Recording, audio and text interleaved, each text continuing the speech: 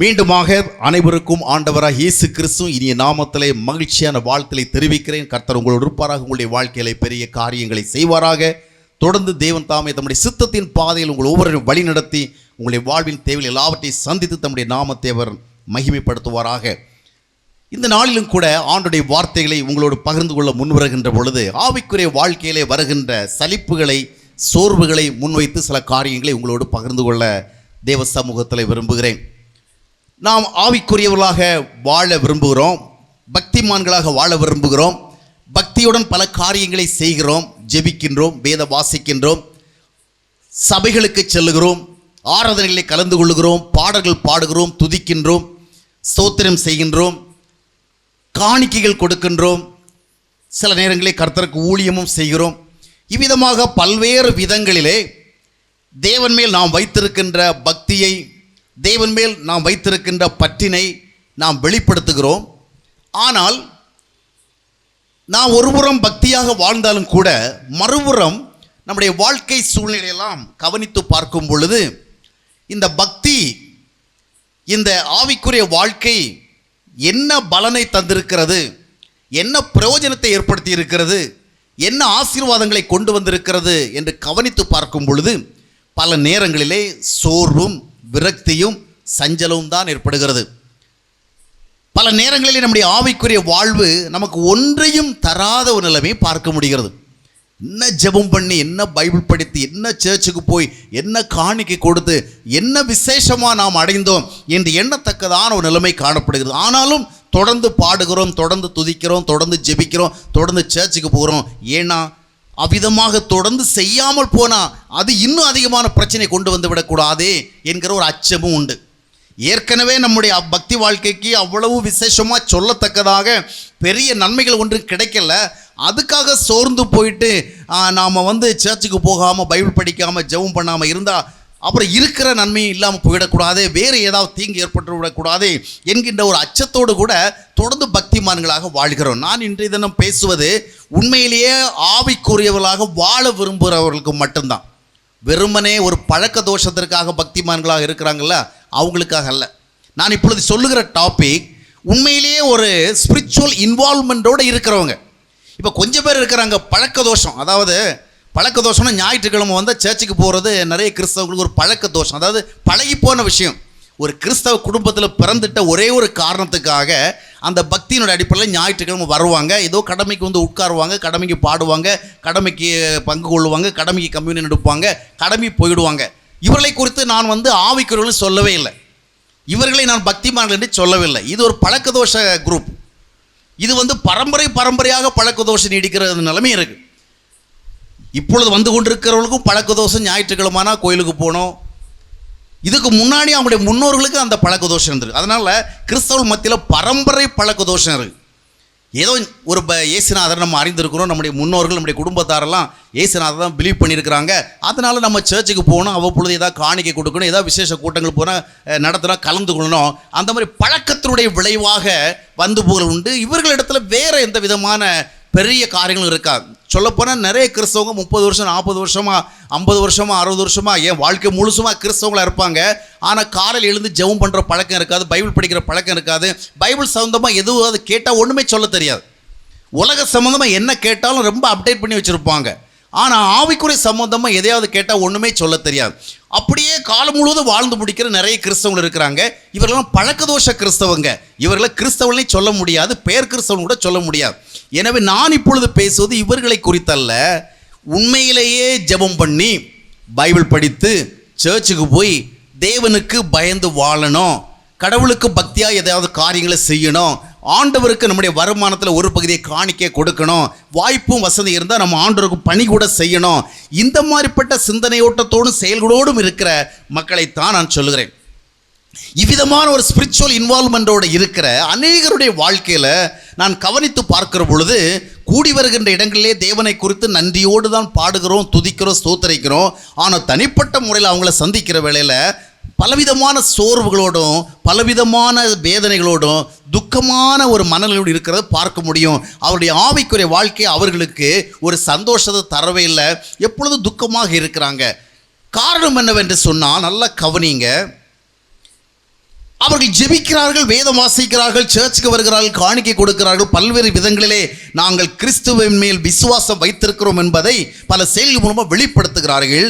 ஆனால் இவை எல்லாவற்றையும் அவர்கள் செய்கின்ற பொழுது அவர்களுடைய விசேஷமான எதிர்பார்ப்பு என்னவென்று சொன்னால், இதன் மூலமாக நம்முடைய வாழ்க்கைக்கு ஏதாவது நன்மை கிடைக்கணும். நல்லா கவனிச்சிங்க.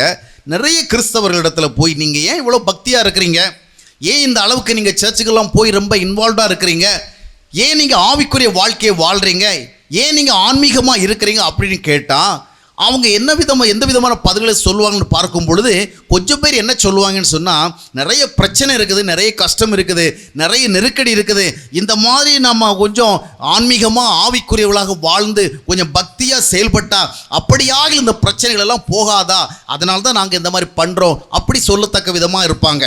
கொஞ்சம் பேருக்கு பார்த்தீங்கன்னா ஆவிக்குரிய வாழ்க்கை, இந்த ஸ்பிரிச்சுவல் லைஃப், ஆன்மீக வாழ்க்கை என்பது தங்களுடைய வாழ்க்கையின் மத்தியில் இருக்கிற பிரச்சனைகளுக்கு விடை சொல்லணும், வாழ்க்கையில் இருக்கிற பிரச்சனை நீங்கணும்.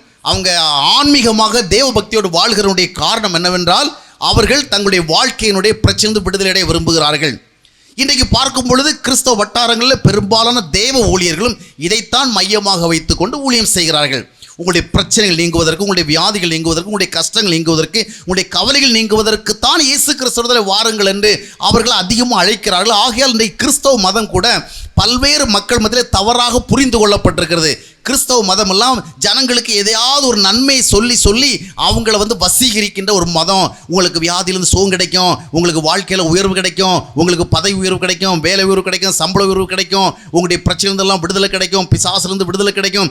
இந்த மாதிரி ஜனங்களுக்கு நயமூட்டுகிற பலவிதமான வாக்குறுதிகளை கொடுத்து அவர்களை வசீகரிக்கிறவங்க அவ்விதமான ஒரு பழிச்சொல் கூட இருக்குது. காரணம் என்னன்னா, பெரும்பாலான கிறிஸ்தவ மேடைகள் வழியாகவும் பெரும்பாலான தொலைக்காட்சிகள் வழியாகவும் கிறிஸ்தவம் போதிக்கப்படுகிற பொழுது ஜனங்களுடைய பிரச்சனைகளிலிருந்து விடுதலை ஆக்குவதற்குத்தான் ஆன்மீகம் தேவை அப்படிங்கிற அடிப்படையில் தான் பிரசங்கிக்கிறார்கள். இயேசுநாதர் எதற்காக வந்தார் என்றால், ஜனங்களுடைய வியாதிகளை நீக்கி, கஷ்டங்களை நீக்கி, அவங்களுடைய வியாபாரங்களை செழிக்க வைத்து, நல்ல வேலை வாங்கி கொடுத்து, குடும்பத்தில் கல்யாணம் பண்ணி கொடுத்து, இந்த மாதிரிப்பட்ட நல்ல செயல்களை தான் செய்கிறதுக்கு தான் இயேசுநாதர் வந்தார் என்பது போன்ற ஒரு அர்த்தம் கொடுக்கும் விதமாகத்தான் போதனைகள் கொடுக்கப்படுகிறது. எனவே பிரமதத்தவர்கள் இதையெல்லாம் கேட்கும் பொழுது இந்த கிறிஸ்தவர்கள் எப்பொழுதுமே இயேசுநாதர் அதை செய்வார், இதை செய்வார், இப்படி செய்வார், அப்படி செய்வார் என்று சொல்லி ஜனங்களை வசீகரிக்கிறவர்கள் என்று குறை சொல்லுகிற நிலைமை காணப்படுகிறது. காரணம் என்றால், நம்முடைய அதாவது கிறிஸ்தவ ஊழியர்கள் 95% இப்போ அப்படி தான் செய்து கொண்டிருக்கிறார்கள். வேதம் இயேசு கிறிஸ்து எதற்காக வந்தார் என்று சொல்லுகிறதோ அதை விட்டுவிட்டு ஜனங்கள் இயேசு எதற்காக வேண்டும் என்று நினைக்கிறார்களோ அதனுடைய அடிப்படையிலே அவர்கள் பேசுகிறார்கள். இன்னும் ஒரு கூட்டம் மக்களை கவனித்து பார்த்தால் அவங்க சொல்லுவாங்க, நீங்கள் ஏன் ஸ்பிரிச்சுவல் லைஃப் வாழ்கிறீங்க, நீங்கள் ஏன் ஆவிக்குரியவளாக இருக்கிறீங்க, நீங்கள் ஏன் கோயிலுக்கு போகிறீங்க, நீங்கள் ஏன் பைபிள் படிக்கிறீங்க, நீங்கள் ஏன் ஜெபம் பண்ணுறீங்க, நீங்கள் ஏன் உபவாசம் இருக்கிறீங்க, நீங்கள் ஏன் காணிக்கை கொடுக்குறீங்க, அந்த மாதிரி கேட்டால் என்ன சொல்லுவாங்கன்னு சொன்னால், இந்த மாதிரி நம்ம கொஞ்சம் பக்தியாக இருந்தால் ஆண்டவர் நம்முடைய வாழ்க்கையை ஆசீர்வாதமாக வச்சிருப்பார், நமக்கு அதிக கஷ்டம் இருக்காது, வியாபாரத்தில் நல்ல ஆசீர்வாதம் இருக்கும், வேலையில் நல்ல ஆசீர்வாதம் இருக்கும், சரீரத்துக்கு ஆசீர்வாதம் இருக்கும், குடும்பத்தில் அதிகம் பிரச்சனை இருக்காது. அந்த மாதிரி ஒரு நல்ல கடவுளுடைய அருளை பெறுவதற்காக இந்த மாதிரி ஆவிக்குரியவர்களாக இருக்கிறோம் அப்படின்னு சொல்லத்தக்கதாக இருக்கும். இன்னும் கொஞ்சம் பேர் இருக்கிறாங்க, அவங்கள்ட்ட கேட்டால், நீங்கள் ஏன் ஆவிக்குரியவர்களாக இருக்கிறீங்க, நீங்கள் ஏன் பக்தியாக இருக்கிறீங்க, நீங்கள் ஏன் இயேசுநாதரை விசுவாசிக்கிறீங்க, நீங்கள் ஏன் ஆன்மீக வாழ்க்கையை வாழ்கிறீங்க, எப்பொழுதும் பக்தியோடு நீங்கள் செயல்பட்டு கொண்டிருக்கீங்களே, இதுக்கு என்ன ரீசன் அப்படின்னு கேட்டால் அவங்க சொல்லுவாங்க, எங்கள் கிறிஸ்தவ பைபிள் சொல்லுது ஒவ்வொரு மனுஷனும் செத்த பிறகு மோட்சத்துக்கு போகணும், இல்லைன்னா எங்கே போகணும், நரகத்துக்கு போகணும். அந்த நரகத்தில் எரிந்து நெருப்பு எப்பொழுதுமே பற்றி எரிந்து கொண்டிருக்குமா, யுகமாக எரிந்து கொண்டிருக்குமா, அந்த நரகத்தில் போய் நம்ம சிக்கிக்கொள்ளக்கூடாது அல்லவா, அந்த நரகத்தில் போய் மாட்டிக்கொள்ளக்கூடாது, அந்த நரகத்திலிருந்து தப்புறதுக்காகத்தான் நான் ஆன்மீகமாக வாழ்கிறேன் அப்படின்னு சொல்லுவாங்க. பாருங்கள், இவ்விதமாக பல கருத்துக்கள் சொல்லப்படுகிறது. கவனிக்கிறீங்களா? ஏன் கிறிஸ்தவர்களாக வாழ்கிறோம், ஏன் ஆவிக்குரியவர்களாக வாழ்கிறோம், ஏன் ஆன்மீகமாக வாழ்கிறோம் என்பதற்கான கேள்விகளுக்கு பதிலாக அநேக கிறிஸ்தவர்கள் சொல்லுகின்ற காரியம் என்னவென்று சொன்னால், பிரச்சனைகளிலிருந்து விடுதலை கிடைக்கணும், வாழ்க்கையை ஆசீர்வாதமாக வைக்கணும், நரகத்துக்கு போயிடக்கூடாது. இதை கேட்டுக்கொண்டிருக்கிற நீங்கள் உங்கள் ஆவிக்குரிய வாழ்க்கையை எதற்காக வாழ்கிறீர்கள் என்பதை நீங்கள் உங்களுக்குள்ளே கேட்டு பார்க்க வேண்டும். நன்றாக கவனியுங்கள்.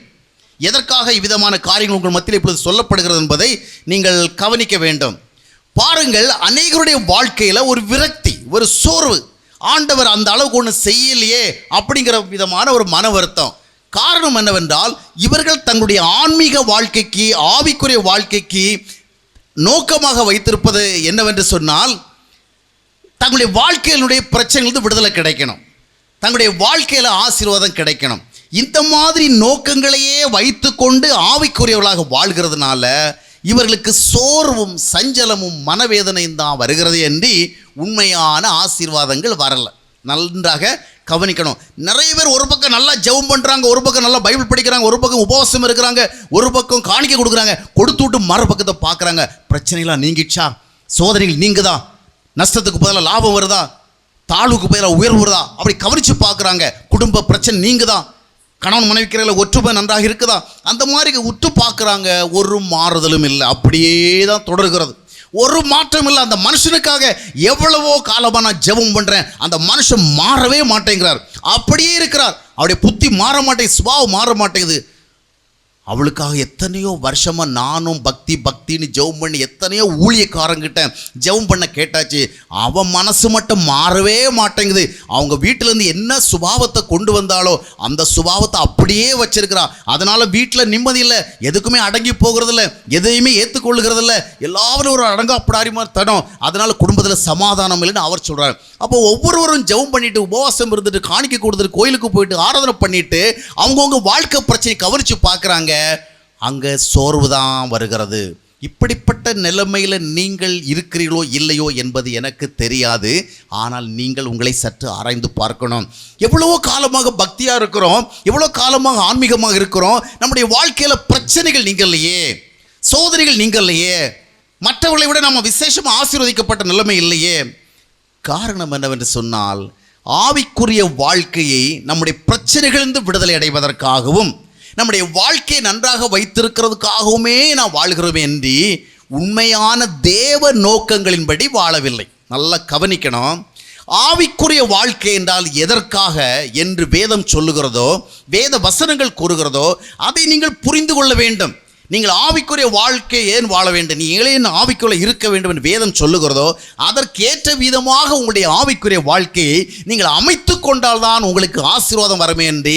மற்றபடி நீங்கள் எவ்வளவு நேரம் ஜெபம் பண்ணாலும் சரி, எவ்வளவு உபவாசம் இருந்தாலும் சரி, எவ்வளவு காணிக்கை கொடுத்தாலும் சரி, எத்தனை பங்காளர் திட்டங்களோடு இணைந்தாலும் சரி, 12 மணி நேரம் ஜெபம், 24 மணி நேரம் ஜெபம், 72 மணி நேரம் ஜெபம், 12 மணி நேரம் துதி ஆராதனை, 24 மணி நேரம் துதி ஆராதனை, 72 மணி நேரம் துதி ஆராதனை, இப்படி எதில் போய் கலந்து கொண்டாலும் உண்மையான விமோசனம் பிறக்காது. நல்லா கவனிச்சிங்க. ஆவிக்குரிய வாழ்க்கை எதற்காக? Spiritual life, that is for what purpose? We must understand it. அது ஆண்டவருடைய வேதத்தினுடைய அடிப்படையில், வேத வெளிச்சத்தினுடைய அடிப்படையில் நீங்கள் புரிஞ்சிக்கணும். ஒரு மார்க்கெட்டில் மலர்களை அழகாக வைத்து அலங்காரமாக வைப்பதற்கு மலர் கூடைகள் விற்பனையாகி கொண்டிருந்தது. அதை ஒரு மனுஷன் பார்த்து, இந்த மலர் கூடையெல்லாம், அந்த கூடையெல்லாம் பார்க்குறதுக்கு ரொம்ப நல்லா இருக்குது, நம்முடைய கிராமத்தில் இதை வாங்கிட்டு போய் அங்கே நிறைய விவசாயிகள் இருக்கிறாங்க, அங்கே நிறைய பயிர் செய்கிறவங்க இருக்கிறாங்க, அவங்களுக்கு கொடுத்தா அவங்க இந்த மண் கல் இதில் எல்லாம் எல்லாவற்றையும் இதில் அள்ளி போட்டு எடுத்துகிட்டு போகிறதுக்கு இது ரொம்ப வசதியாக இருக்கும் அப்படின்னு யோசித்தார். புரிஞ்சுக்கிட்டீங்களா?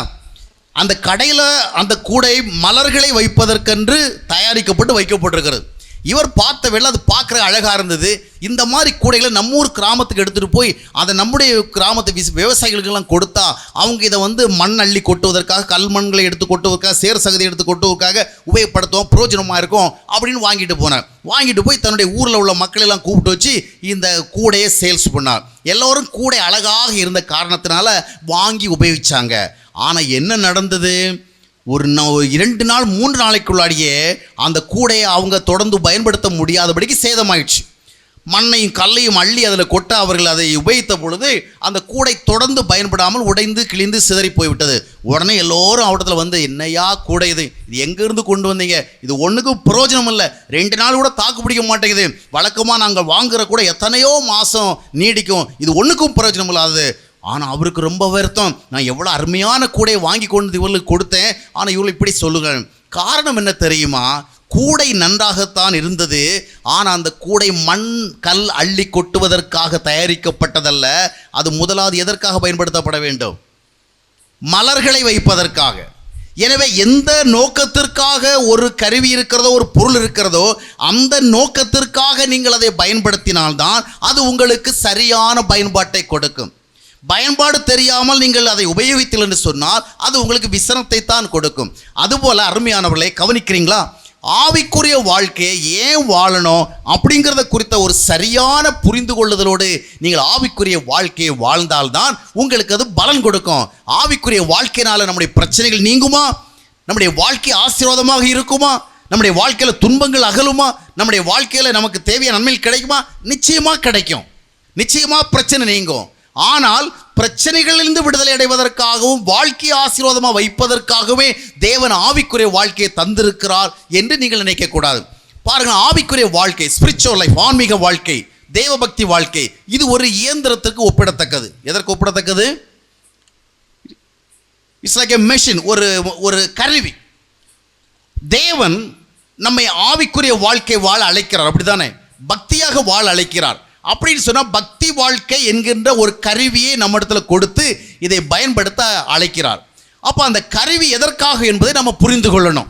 முதலாவது நீங்கள் பார்க்கும் பொழுது ஆவிக்குரிய வாழ்க்கை, ஆன்மீக வாழ்க்கை என்கிற கருவி எதற்காக என்று சொன்னால் சில 3 கருத்துக்களை நான் சொல்ல விரும்புகிறேன். ஒன்று, எதற்காக நாம் ஆவிக்குரியவர்களாக வாழ வேண்டும், ஆன்மீகவாதிகளாக வாழ வேண்டும், தேவபக்தி உள்ளவர்களாக, தேவ பயம் உள்ளவர்களாக, தேவனுக்குரிய காரியங்களோடு சம்பந்தப்பட்டவர்களாக காணப்பட வேண்டும் என்றால், தேவன் நம்முடைய வாழ்விலே சம்பந்தப்படத்தக்கதாக நம்முடைய வாழ்க்கை தரம் மாறுவதற்காக நாம் ஆவிக்குரியவர்களாக வாழ வேண்டும்.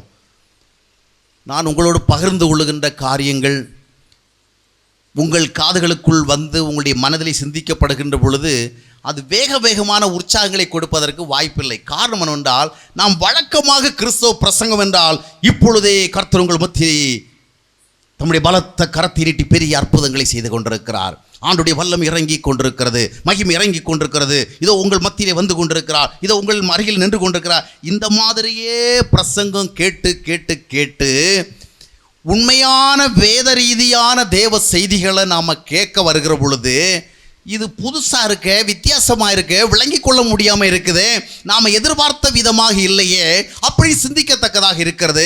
ஆனால் இதைத்தான் இந்த வேதாகமம் சொல்லுகிறார். அல்லேலூயா.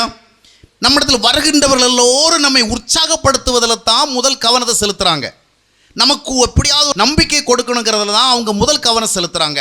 அதனால தான் ஆண்டவர் அற்புதம் செய்கிறார், அதிசயம் செய்கிறார், அப்படி செய்கிறார், இப்படி செய்கிறார், இன்றை செய்கிறார் சொல்லிட்டு வித்தியாசமான காரியங்களை சொல்லி நம்மை கேட்க வைக்கிறார்கள். ஆனால் உண்மையான வேத ரீதியான காரியங்களையும் வேத ரீதியான விளக்கங்களையும் நாம் கேட்க வருகிற பொழுது அது நமக்கு அவ்வளவு விரும்பத்தக்கதாகவும் இல்லை, அது விளங்கி கொள்ளத்தக்கதாகவும் இல்லை, அது நம்முடைய மனம் விரும்பி கேட்கத்தக்கதாகவும் இல்லை. ஆனால் இதைத்தான் வேதாகமம் சொல்லுங்க. நான் சொல்லுகிறது ஒன்றும் புதிய செய்தியும் கிடையாது, எக்ஸ்ட்ரா ஆர்டினரி காட்ஸ் மெசேஜும் கிடையாது. It's a normal message, normal word of God. அப்படின்னு என்ன அர்த்தம்? வழக்கமாக இதைத்தான் பைபிள் சொல்லுது. சிலர் சொல்லுவாங்க, பிரதர் நீங்கள் வித்தியாசமாக சொல்கிறீங்க அப்படின்னு. நான் ஒன்றும் வித்தியாசமாக சொல்லவும் இல்லை, விசேஷமாகவும் சொல்லலை.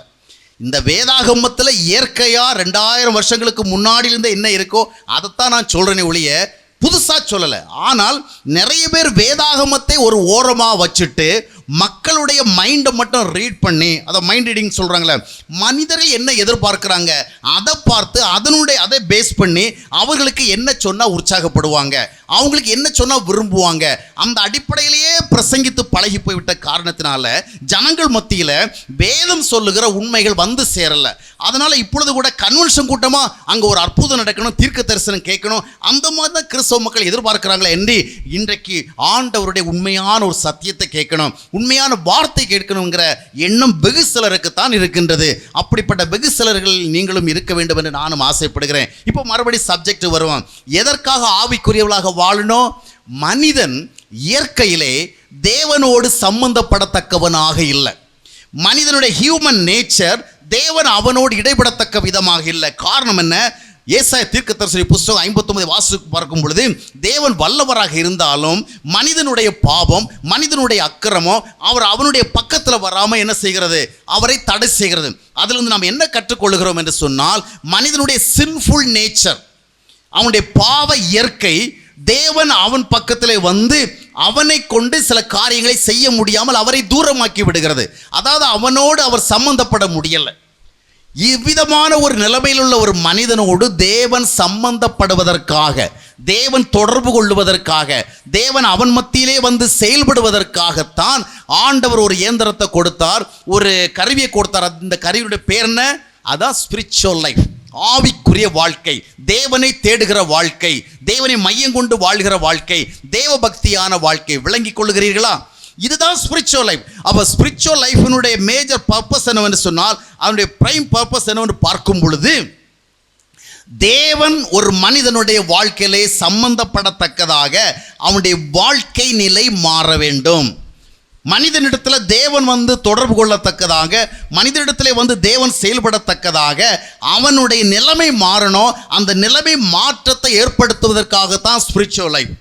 ஆனால் நாமோ எப்பொழுதும் நம்முடைய நிலைமை எந்த அளவுக்கு மாறி இருக்குன்னு யோசிக்கிறது இல்லை. நாம் எந்த அளவுக்கு ஸ்பிரிச்சுவலாக மாறி இருக்கோம், எந்த அளவுக்கு ஹோலியாக மாறி இருக்கிறோம், எந்த அளவிற்கு தேவன் நம்மோடு சம்பந்தப்படத்தக்கதாக, நம்மோடு பேசத்தக்கதாக மாறி இருக்கிறோம் என்று நம்ம சிந்திக்கிறது இல்லை. நாம் இவ்வளவு ஜெபம் பண்ணுறோமே, இவ்வளவு பைபிள் படிக்கிறோமே, சர்ச்சுக்கு போகிறோமே, பக்தியாக இருக்கிறோமே, அநேகரை போல் இல்லாமல் தேவனுக்கு பயப்படுகிறோமே, இதெல்லாம் செஞ்ச பிறகு ஆண்டவர் நான் கேட்டது தரலையே, உபவாசித்தபடி ஒன்றும் நடக்கலையே. எஸ்தர் உபவாசித்து எவ்வளோ பெரிய விளைவை பார்த்தாங்க, நாம் உபவாசித்து ஒன்றுமே நடக்கலையே, அப்படி நம்ம சோர்ந்து போகிறோம். காரணம் என்னவென்றால், நம்முடைய ஆவிக்குரிய வாழ்க்கைக்கு உண்மையான என்ன நோக்கத்தை தேவன் வைத்திருக்கிறாரோ அந்த தேவ நோக்கத்தை நாம் வரையவில்லை. நான் உங்களிடத்தில் சவால் விட்டு சொல்லுகிறேன், நீங்கள் மட்டும் ஆவிக்குரிய வாழ்க்கை என்றால் என்ன என்பதை புரிந்து கொண்டு, அந்த ஆவிக்குரிய வாழ்க்கைக்கு தேவன் என்ன நோக்கத்தை, குறிக்கோளை வைத்திருக்கிறாரோ அதை மட்டும் புரிந்து கொண்டு 6 மாதம் நீங்கள் வாழ்வீர்கள் என்று சொன்னால் உங்கள் வாழ்க்கையுடைய சூழ்நிலை அப்படியே மாறும். இன்றைய கிறிஸ்தவ மக்கள் எல்லாம் வந்து உட்கார்ந்துருக்கிற இடத்துல இப்பொழுதே எல்லாம் மாறணும்னு எதிர்பார்க்குறாங்க. இன்றைக்கே வறுமை நீங்கும், வியாதி நீங்கும், வல்லமை வரும், அப்படியே குடும்ப சூழலை மாறணும், இப்படித்தான் மாற்றங்களை எதிர்பார்க்கிறாங்களே என்று வாழ்க்கையில் ஏற்பட வேண்டிய உண்மையான ஆவிக்குரிய மாற்றங்களை எதிர்பார்க்கல. நீங்கள் உங்களுடைய வாழ்க்கையில் ஒரு உண்மையான ஆவிக்குரிய வாழ்க்கையை வாழ முன் வருவீங்கன்னா, இந்த தேவ சமூகத்தில் இன்று நான் உங்களுக்கு சவால் விட்டு சொல்லுகிறேன், within 6 months you will see great changes. உங்கள் வாழ்க்கையில் பெரிய காரியங்களை நீங்கள் பார்ப்பீங்க. ஆண்டவர் உங்கள் வாழ்க்கையில் பெரிய காரியங்களை செய்தார் என்று நீங்கள் சாட்சி சொல்லுவீங்க. ஒருவேளை உங்களுடைய போராட்டங்கள், சோதனைகள், நிலைமைகள் ஒரேடியாக மாறாவிட்டாலும் கூட அதுக்கு மத்தியில் நின்று சொல்லுவீங்க, இந்த ஆண்டவர் எனக்கு போதுமானவர், this God is so sufficient for me, அப்படி நீங்கள் சாட்சி சொல்லுவீங்க. அப்படியாக உங்களுடைய உள்ளம் மாறும். அல்லேலூயா. ஒரு சரியான ஆவிக்குரிய வாழ்க்கையை நாம் என்னவென்று அறியாமலும் புரிந்து கொள்ளாமலும் ஏதோ நமக்கு நன்மை கிடைக்க வேண்டும் என்பதற்காகவே நாம் சில காரியங்களை செய்து கொண்டிருக்கிறபடினால்தான் ஆவிக்குரிய வாழ்க்கை நமக்கு பலன் தரவில்லை. எந்த நோக்கத்திற்காக ஆவிக்குரிய வாழ்க்கை தேவன் கொடுத்தாரோ அந்த நோக்கத்தின் அடிப்படையில் வாழாத காரணத்தினாலே நம்முடைய எதிர்பார்ப்புகளிலே நமக்கு ஏமாற்றங்கள் தான் அதிகமாக வருகிறது. நான் உங்களுக்கு சவாலாக சொல்லுங்க, ஒரு மனிதன் தான் வாழுகிற ஆவிக்குரிய வாழ்க்கை என்பது தேவன் தன்னோடு சம்பந்தப்படத்தக்கதாக, தன்னோடு தொடர்பு கொள்ளத்தக்கதாக, தன் மத்தியிலே வந்து செயல்படத்தக்கதாக ஒரு ஆவிக்குரிய மாற்றத்தை ஏற்படுத்த வேண்டும் என்ற அடிப்படையிலே அவன் வாழ்ந்தால் 6 மாதத்தில், 6 மாதங்கிறது ஒன்றும் ஏதோ அது ஒரு மேஜிக் டைம் இல்லை, நான் ஒரு உதாரணத்துக்காக தான் சொல்கிறேன். 6 மாதத்தில் உங்களுடைய நிலைமை மாறும், உங்களுடைய துக்கம் மாறும், உங்களுடைய துயரம் மாறும், உங்களுடைய வேதனை மாறும். எந்த போராட்டத்தின் மத்தியில் இருந்து கூட அப்போஸ்தலனாகிய பவுலை போல இங்கே சொல்லுவீங்க, கிறிஸ்துவின் அன்பை விட்டு எங்களை பிரிப்பவன் யார்? துன்பமோ, துயரமோ, நிர்வாணமோ, பாடுகளோ, நஷ்டமோ, கஷ்டமோ எது வந்தாலும் சரி, ஆண்டவருடைய அன்பை விட்டு எங்களை பிரிக்காத அப்படி சொல்லுவீங்க. அந்த அனுபவத்துக்கு வராத காரணத்தினால்தான் உங்களை ஒவ்வொரு பிரச்சனையும் சோறு உண்டாக்கி கொண்டிருக்கிறது, ஒவ்வொரு சின்ன பிரச்சனையும் உங்களை அசைத்து கொண்டிருக்கிறது, ஒவ்வொரு சின்ன துயரமும் உங்களை துக்கப்படுத்தி கொண்டிருக்கிறது, உங்களை சோர்ந்து போக செய்கிறது. ஆவிக்குரிய வாழ்க்கை எதற்காக? விளங்கி கொண்டீர்களா? தேவன் நம்முடைய வாழ்க்கையில் சம்பந்தப்படுவதற்கு ஏற்ற விதமாக நம்முடைய வாழ்க்கை மாற்றமடைவதற்காக. காரணம் என்னவென்றால், நாம் இயற்கையிலேயே தேவனோடு வாழத்தக்கதான நிலைமை இழந்து விட்டோம். ஆதியாகமம் 1:27 வாசித்து பார்க்கும் பொழுது, மனிதனை தேவன் தம்முடைய சாயல்ல, தம்முடைய அழகில்தான் படைத்தார். ஆனால் பாவத்தினுடைய விளைவாக இவன் அந்த அழகை இழந்து போனான். அதனுடைய விளைவாக தேவனோடு நெருங்கி வாழ்வதற்கான வாய்ப்பையும் அவன் இழந்து போனான். அப்படிப்பட்ட மனிதனுக்கு மறுபடியும் அந்த வாய்ப்பையும் ஆசீர்வாதத்தையும் கொடுப்பதற்காகத்தான் மனிதனுக்கு தேவன் ஆவிக்குரிய வாழ்க்கையை கொடுத்தார். அந்த ஆவிக்குரிய வாழ்க்கையை அவன் புரிந்து கொண்டு வாழுகின்ற பொழுது அவனுடைய வாழ்க்கையை ஆசீர்வதிக்கப்படும். இரண்டாவதாக ஸ்பிரிச்சுவல் லைஃப், ஆவிக்குரிய வாழ்க்கை, அதனுடைய நோக்கம் என்னவென்று பார்க்கும் பொழுது, மனிதனை தேவன் எதற்கு படைத்தார் என்றால், ஏதோ ஒரு கூட்டம் மக்கள் தேசத்தில் உருவாகட்டும், அவங்களுக்கு என்று சில சோதனைகள் வைக்கப்பட்டு கொஞ்சம் பேரை நரகத்துக்கு கொண்டு போகணும், கொஞ்சம் பேரை பரலோகத்துக்கு கொண்டு போகணும், அப்படிங்கிறதுல தேவனுடைய மேஜர் பிளான். மனிதனை தேவன் ஒரு திட்டத்தோடு படைத்தார். God created man with some plan and purpose. ஒரு நோக்கத்தோடும் ஒரு திட்டத்தோடு தான் படைத்தார். இந்த மனிதன் தேவனுடைய நோக்கத்திற்கு, தேவனுடைய திட்டத்துக்கு, தேவனுடைய எதிர்பார்ப்பிற்கு பிரயோஜனப்படுகிற ஒரு கருவியாக இருக்கணும். அதைத்தான் ஆதியாகமம் புத்தகத்திலே நம்ம 1ஆம் அத்தியாயம் 2ஆம் அத்தியாயம் படிக்கும் பொழுதே, ஆதியிலேயே ஆதாமுக்கு தேவன் ஒரு கமிட்மெண்ட் கொடுக்கிறார் இல்லையா? இதை நீ இப்படி செய், இங்கே தங்கி இருந்து இதையெல்லாம் நீ ஆண்டுகொள் அப்படின்னு ஒரு கமிட்மெண்ட் கொடுக்கிறான். ஆகையால் தேவன் மனிதனை படைத்தது ஒரு நோக்கத்திற்காக, அந்த மனிதனை கருவியாக பயன்படுத்தி தம்முடைய திட்டத்தை நிறைவேற்றுவதற்காகத்தான் தேவன் மனிதனை படைத்தார். ஆனால் பாவத்தினுடைய விளைவாக மனிதன் தேவனால் பயன்படுத்தப்படுகிற தகுதி இழந்து விட்டான். இப்படிப்பட்ட ஒரு மனிதனை மறுபடியும் தேவனுடைய திட்டத்தை நிறைவேற்றுகிற கருவியாக மாற்றுவதற்குத்தான் ஆவிக்குரிய வாழ்க்கை, அதற்குத்தான் ஸ்பிரிச்சுவல் லைஃப், அதற்குத்தான் ஆன்மீக வாழ்க்கை, அதற்குத்தான் தேவ பக்தி. மனிதன் தேவ சித்தம் செய்யணும். ஆனால் அந்த தேவ சித்தத்தை செய்கிறதுக்கும் மனிதனுக்கு என்ன கிடையாது? It doesn't have the power. ஏன்னா கடவுளுடைய சித்தம் என்ன? மனுஷன் எப்படி வாழணுங்கிறத குறித்து, மனிதன் எப்படி நடந்து கொள்ள வேண்டும் என்பதை குறித்து தேவன் ஒரு பிளான் வச்சிருக்கிறார். இன்னைக்கு பார்த்தீங்கன்னா நிறைய பேர் ஆன்மீகம்னா என்ன, நாம் என்ன வேணாலும் தப்பாக வாழ்ந்துக்கலாம், எப்படி வேணாலும் தவறாக போய்க்கலாம், ஆனால் கடவுளுக்கு மட்டும் ஒரு சல்யூட் போட்டால் போதும், அவருக்கு ஒரு பூஜை பண்ணால் போதும், அவருக்கு யாகம் பண்ணால் போதும், அவருக்கு வேறு ஏதாவது காரியம் செஞ்சால் போதும், காணிக்கை கொடுத்தா போதும், கண்ணை மூடிக்கிட்டு நம்மளை ஆசீர்வதிச்சிருவார். நிச்சயமாக இல்லை. மகா பரிசுத்தம் உள்ள தேவன் ஒரு மனிதனுடைய வாழ்க்கையினுடைய தன்மையை பார்க்காமல், நிலைமையை பார்க்காமல், அவன் ஏதோ தன்னை வணங்குவதற்காகவோ, ஏதோ தன்னை புகழுவதற்காகவோ, ஏதோ தன்னை பாடுவதற்காகவோ, ஆராதிப்பதற்காகவோ அவனுக்கு அவர் ஆசீர்வாதம் கொடுக்க மாட்டார். அப்படி கொடுத்தால் அவர் கடவுளாக இருப்பதற்கு லாயக்கே கிடையாது. ஏன்? நாமவே இன்னொருத்தனுக்கு ஒரு நன்மை செய்யணும்னு சொன்னால் அவன் எப்படியாப்பட்டவன் பார்க்குறான், அப்படி தானே? இவன் எப்படிப்பட்டவன், என்ன கேரக்டர் உள்ளவன், நல்ல பண்புள்ளவனா, இவன் காசு கொடுத்தா இவன் என்ன பண்ணுவான். நம்ம வீட்டில் வந்து கொஞ்சம் ஏதாவது ஒரு 5 ரூபா 10 ரூபா கொடுங்கன்னு கேட்டால் கூட நம்ம சில நேரத்தில் கொடுக்கறதில்ல. காரணம்னா இவன் கொடுத்தா அவன் அப்படியே வாங்கிட்டு போய் என்ன செய்வான், பட்டை போடுவான், அப்படி தானே, தண்ணி அடிக்க போயிடுவான். அதனால் அவனுக்கு காசு கொடுத்தா அது அவனுக்கு தவறுக்கு தான் உபயோகம் ஆகும்னு நாமவே மனுஷனுடைய தராதரங்களை பிரித்து பார்த்து தான் கொடுக்குறோம். சில இடங்களில் பாருங்கள், யாரோ ஒருத்தருக்கு 50,000 லட்சம் கூட கடன் கொடுக்குறாங்க. அதே நேரத்தில் இன்னொருத்தர் ஒரு 50 ரூபாய் கடன் கேட்டால் கொடுக்கறதில்ல. காரணம் என்ன? அவன் கொடுத்த திருப்பி கொடுக்க மாட்டான். அவனுக்கு அந்த பழக்கமே கிடையாது. அது மட்டும் அந்த நன்றி உணர்வு அவனுக்கு கிடையாது. நம்மக்கிட்ட 50 ரூபா வாங்கி அவன் செலவு பண்ணி நமக்கு எதிராக நிற்பான். எதுக்கு சொல்ல வரேன்னா, மனுஷனுக்கு ஒரு நன்மையை நம்ம செய்ய போகிற வேளையில் கூட அவனுடைய தராதரங்களை எல்லாம் பார்த்து தான் நன்மை செய்கிறோம். அப்படி இருக்கும் பொழுது கடவுள் நமக்கு நன்மை செய்ய விரும்புகிற பொழுது நம்மை பார்க்காமலே செய்வாரோ? நீ திருடுறா, திருடிக்கொண்டே இரு.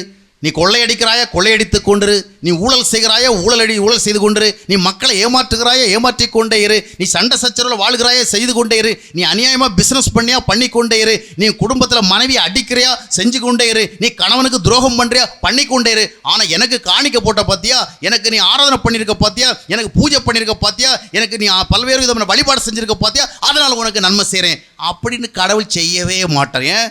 God is so holy. அப்படி தானே? அவருக்கு முன்னால் வருகிறவன் எப்படியாப்பட்டவன், எப்படியாப்பட்ட மனசு உள்ளவன், எப்படியாப்பட்ட சிந்தனை உள்ள என்றால் தேவன் மனிதனுடைய இருதயங்களை ஆராய்ந்து பார்க்கிறவர் மட்டுமல்ல, அவனை சோதி தருகிறவர், உள்ளந்திரியங்களை சோதி தருகிறவர். அதனால் வெறும் ஆராதனை கொண்டு, பாடல்களை கொண்டு, துதிகளை கொண்டு, பூஜைகளை கொண்டு, யாகங்களை கொண்டு ஆண்டவரிடத்தில் நன்மை பெறவே முடியாது. அப்படி நன்மை பெற்றால் அந்த நன்மை கடவுளிடத்திலிருந்து வருகிற நன்மை இல்லை, அது பிசாசிடத்திலிருந்து வருகிற நன்மை. ஏன்னா ஒளியின் தூதனை போன்ற வேஷம் போட்ட நிறைய, அதாவது பிசாசினுடைய செயல்பாடு இந்த பூமியில் நடக்குது. அது பைபிள் சொல்லுது. அது ஒளியின் தூதன் அல்ல, ஒளியின் தூதனை போன்ற வேஷம். அதனால் சிலர் தவறாக வாழ்கிறவங்க கூட நன்மை கிடைக்கும். அது கடவுளிருந்து வருகிறதில்ல. கடவுள் ஒரு மனிதனுக்கு நன்மை செய்ய வேண்டும் என்றால் முதலாவது அவனுக்கு அவர் என்ன நன்மையை பிரதானமாக செய்ய விரும்புகிறார்னா, அவன் வாழ்க்கை மாறணும். அவருடைய விருப்பத்தை அவன் நிறைவேற்றுகின்ற அளவிற்கு அவன் வல்லமையுடையவனாக மாறணும். ஆகையால் தான் பரமண்டல ஜெபத்தில் நம்ம பார்க்கும் பொழுது ஆண்டவராக இயேசு கிறிஸ்து முக்கியமான ஒரு ஜெப குறிப்பை சொன்னால், எப்படி ஜெபம் பண்ணணும்? பரலோகத்தில் உம்முடைய சித்தம் செய்யப்படுவது போல பூமியிலையும் செய்யப்படுவதாக. This is the plan of God. இதுதான் கடவுளுடைய சித்தம். உலகத்தில் நாம் போய் பாமாலை பாடுறதுனாலையோ கீர்த்தனை பாடுறதுனாலையோ இல்லை நம்ம பைபிள் ரீடிங் பண்ணுறதுனாலையோ விசுவாச அறிக்கை செய்கிறதுனாலையோ கம்யூனியன் எடுக்கிறதுனால அல்ல ஆசீர்வாதம் எங்கே வருகிறது? எப்பொழுது அவருடைய விருப்பத்தை அறிந்து கொண்டு செய்ய முன் வருகிறோமோ அப்பொழுதுதான். ஆனால் மனிதன் basically naturally he doesn't have the power to do the will of God. மனிதன் தேவனுடைய சித்தத்தை செய்கிறதுக்கான ஆற்றல் உடையவன் அல்ல. அந்த ஆற்றலை கொடுக்கறதுக்கு தான் ஆன்மீக வாழ்க்கை கொடுக்கப்படுகிறது. பார்த்தீங்கன்னு சொன்னால் இயேசு கிறிஸ்துவுடைய முக்கியமான போதனைகளில் ஒன்று என்னவென்றால் சத்துருக்களை சிநேகிக்கணும், அப்படிதானே? பகைவர்களுக்கு நன்மை செய்யணும், ஒரு கணத்தில் அடிக்கிறவனுக்கு மறுகணத்தை காண்பிக்கணும். நான் ஒரு திருச்சபையில் ஒரு தடவை பார்த்து இன்னொரு தடவை குறித்து கேட்டேன், அவரை உங்களுக்கு தெரியுமான்னு. அவன் கதையை கிட்ட கேட்காதீங்க, அவன் எனக்கு தெரியாது அப்படின்னா. அவர் திருச்சபையில் முக்கியமான ஒரு நபர், அவன் கதையை கேட்காதுங்க அப்படின்னா. ஏன்னா வருஷக்கணக்கில் இவருக்கும் அவருக்கும் இடையில் ஒரு பிரிவினை. ஆனால் அவங்க ரெண்டு பேரும் க்ளோஸ் ரிலேட்டிவ்ஸ், ஒன்றா ஒரே சர்ச்சுக்கு தான் வராங்க. அவர் போகிற பல ஃபங்க்ஷனில் இவரும் போகிறார். ஆனால் ஒருத்தருக்கு ஒரு பேச்சுவார்த்தை கிடையாது. ஆனால் கம்யூனியெல்லாம் கரெக்டாக எடுப்பார், பாமாலை பாடுவார், கீர்த்தனை பாடுவார், விசுவாச அறிக்கை செய்வார். நம்ம கிறிஸ்தவங்க வழக்கமாக ஒரு பொய் சொல்லுவாங்க பார்த்தீங்களா, ஞாயிற்றுக்கிழமை தோறும் தவறாமல் ஒரு பொய் சொல்லுவாங்க. எங்கே பொய் சொல்லாமல் இருந்தாலும் கிறிஸ்தவங்க கோயிலுக்கு ஒரு பொய்யை தவறாமல் சொல்லுவாங்க. என்ன பொய்? பரமண்டல ஜெபம் பண்ணுகிற வேலை. என்ன பொய் அது? ஆண்டவரே நீர் எங்களுடைய பாவங்களையெல்லாம் மன்னியும், ஏன்னா நாங்கள் எல்லாருடைய பாவங்களையும் மன்னிக்கிறோம். எங்களுடைய பாவங்களை நீர் மன்னி, ஏன்னா எல்லாருடைய கடன்களையும் மன்னியும். இவன் மனைவி சொன்னதை மன்னிச்சிருக்க மாட்டான், அவங்க சொந்தக்காரங்க செஞ்சதை மன்னிச்சிருக்க மாட்டான், அவங்க வேலை பார்க்குற இடத்துல இன்னொருத்தங்க செஞ்ச சின்ன தப்பை மன்னிச்சிருக்க மாட்டான். இந்த திருச்சபையை சேர்ந்த ஒருவர் சொன்ன சிறு வார்த்தையை கேட்டு கூட அதை கூட மன்னிக்கல, அதை அப்படியே மைண்டில் வச்சுக்கோ. இவர் கோயில் பரமண்டல ஜெபம் எப்படி சொல்கிறாரு? ஆண்டவரே நாங்கள் மற்றவர்களுக்கு மன்னிக்கிறது போல நீர் எங்களுக்கு மன்னியும். அவங்களுக்கு ஒரு நல்ல நம்பிக்கை, கடவுள் நிச்சயமாக இறங்கி விவரம் கேட்க மாட்டார்னு. ஆண்டவர் மொத்தம் இறங்கி தம்பியை வாங்க, நீ யாரை மன்னிச்சது அதை ஒன்று சொல்லு, உனக்கு நான் ஆசீர்வாதம் தர்றேன் அப்படின்னு கேட்டா தங்கச்சி கொஞ்சம் நின்று சொல்லு, யாரை மன்னிச்சுட்டு வந்திருக்க? உன் சொந்தக்காரங்களோட எத்தனை வருஷமாக உனக்கு மனத்தாங்கல் இருக்குது? ஒரு சின்ன விஷயத்துக்காக முறைச்சிக்கிட்டு எவ்வளோ நாளாக இருக்கிறீங்க? ஒரு 2 வாரமாக நீங்கள் வீட்டில் ஒருது பேசக்கூட இல்லை, கணவன் மனைவியாக வாழ்கிறீங்க, ஒரே வீட்டில் இருக்கிறீங்க, ஒன்றா சமைச்சு சாப்பிட்றீங்க, ஒரே வீட்டில் தங்குறீங்க, ஆனால் ஒருத்தர் முகம் கொடுத்து பேசலை. ஆனால் இங்கே என்ன சொல்கிறோம்? கர்த்தாவே எங்களுடைய பாவங்களை எங்களுக்கு மன்னியும். ஏன்னா நாங்கள் எல்லாரும் கணவனை மனைவி மன்னிக்கல, மனைவி கணவனை மன்னிக்கல, 2 பேர் தேவ சமூகத்தில் போய் சொல்கிறாங்க. ஆண்டவர் அவங்கள கிராஸ் பண்ணி கேட்டால் என்ன பதில் சொல்லுவாங்க?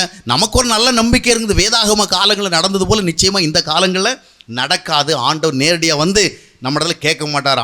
வேதாகம காலத்தில் நடந்தது மாதிரியில் நடந்தால் இன்றைக்கு இந்தியாவில் நிறைய திருச்சபை இருக்கவே இருக்காது, நிறைய திருச்சபைகள் ஆட்கள் இருக்கவே இருக்காது, திருச்சபைகளுக்கு ஆட்கள் வரவே மாட்டான். ஐயோ அது ரொம்ப டேஞ்சரான இடம்ப்பா, ஒரு தப்பு பண்ணாலே உடனே அடி விழுந்துருது. இன்றைக்கி எவ்வளோ தவறுகள், எவ்வளோ குற்றங்கள் திருச்சபைகளில் நடக்கிறது. ஆனால் அவர்களுக்கு வழக்கமாக நடந்து கொண்டிருக்கிறது ஒரு இதுவும் இல்லை. இந்த மாதிரிப்பட்ட வழிபாட்டு காரியங்கள், ஆராதனை காரியங்கள், ஜப காரியங்களில் ஈடுபடுகிறதுனால கடவுள் நம்மை ஆசீர்வதிக்க மாட்டார். வேதம் என்ன சொல்லுகிறது என்றால், பரலோகத்தில் அவருடைய சித்தம் செய்யப்படுகிறது போல பூமியில சித்தம் செய்யப்படணும். அவருடைய சித்தத்தை செய்கிற மக்களாக நாம் மாற வேண்டும். அதற்குத்தான் ஆவிக்குரிய வாழ்க்கையை கொடுத்தோம். ஆனால் கஷ்டம். எப்படி நான் சத்துருவை சிநேகிக்கிறது? சொந்த அண்ணனை சிநேகிக்க முடியாதவன் நான், சொந்த தம்பியை நேசிக்க முடியாதவன், மனைவியை நேசிக்க முடியாதவன், கணவனை நேசிக்க முடியாது, பெத்த பிள்ளையை நேசிக்க தெரியாதவன், நாம் போய் எங்கே சத்துருக்களை நேசிக்கிறது? சத்துருக்களை நேசிக்கிற கிறிஸ்தவங்கெல்லாம் ஒரு 10 பேர் முன்னால் வாங்கன்னு இன்றைக்கி லட்சக்கணக்கான கிறிஸ்தவ கூடி வருகிற கூட்டத்தில் கேட்டால் எத்தனை பேர் வருவாங்க? கர்த்தர் உங்களை ஆசீர்வதிக்க விரும்புகிறார். சத்துருக்களை நேசிக்கிற ஒரு 10 கிறிஸ்தவங்க முன்னால் வாங்க. யார் யாருக்கெல்லாம் வயிற்றில் வலி இருக்கிறதோ, யார் யாருக்கெல்லாம் மூக்கில் வலி இருக்கிறதோ, யாரெல்லாம் முதுகில் வலி இருக்கிறதோ அவங்க எல்லாம் முன்னால் வாங்க. ஆண்டுடைய வல்லமை இறங்க போதுன்னு தான் இப்போ சொல்கிறாங்க. 10 பேர் சத்துருக்களை நேசிக்கிற முன்னாடி வாங்க, ஆண்டவர் உங்களுக்கு ஒரு ஸ்பெஷல் பிளஸிங் கொடுக்க போகிறார் அப்படின்னு இன்றைக்கி சொன்னால் எத்தனை பேர் வருவாங்க? வரமாட்டாங்க இல்லையா? அதனால் அந்த மாதிரி சிக்கலான காரணம் யாரும் சொல்லவும் மாட்டாங்க. சரி, ஆனால் மனிதனை தேவன் படைத்தது அவருடைய திட்டத்தை மனிதன் மூலமாக நிறைவேற்றுவதற்கு. அதை செய்வதற்கு அவனால் முடியல, பகைவர்கள் அவனால் நேசிக்க முடியல. இப்படிப்பட்ட முடியாத காரியங்களை முடியும்படியாக மாற்றுவதற்குத்தான் ஆவிக்குரிய வாழ்க்கை என்கிற ஆசீர்வாத கருவியை ஆண்டவர் நமக்கு கொடுத்திருக்கிறார். இதுதான் அந்த ஸ்பிரிச்சுவல் டிவைஸ். இந்த ஆவிக்குரிய வாழ்க்கையை வாழ்வதன் மூலமாக, தேவ பக்தியுடைய வாழுகிற மூலமாக பகைவர்களை நேசிக்கவும் நமக்கு அநியாயம் அக்கிரமம் பண்ணினவர்களை மன்னிக்கவும் அவர்களோடு நாம் நல்லுறவு வளர்க்கவும் தேவையான ஒரு எக்ஸ்ட்ராஆர்டினரி பலத்தை நாம் பெற்றுக்கொள்வதற்காகத்தான் ஆண்டவர் இந்த ஸ்பிரிச்சுவல் லைஃபை கொடுத்தார். இந்த விதமான ஒரு ஆவிக்குரிய வாழ்க்கை நம்மிடத்தில் இருக்கிறதா இல்லையா என்பதை நாம் கவனித்து பாராமல் பிரச்சனைகள் நீங்கி இருக்கிறதா, கஷ்டங்கள் போயிருக்கிறதா, வாழ்க்கை மேம்பட்டிருக்கிறதா என்று நம்முடைய ஜெபங்களுக்கும் உபவாசங்களுக்கும் பதில் பார்ப்போம் என்றால் surely we will be disappointed. ஏமாறதான் செய்வோம். ஆனால் ஊழியக்காரன் சொல்லிக் கொடுப்பேன், நல்லா ஜெபிங்க சிஸ்டர் பிரதர், நல்லா ஜெபம் பண்ணுங்க, கடவுள் பெரிய காரியங்களை செய்வார். ஜெபம் பண்ணால் கடவுள் பெரிய காரியத்தை செய்வார் என்பது உண்மைதான்.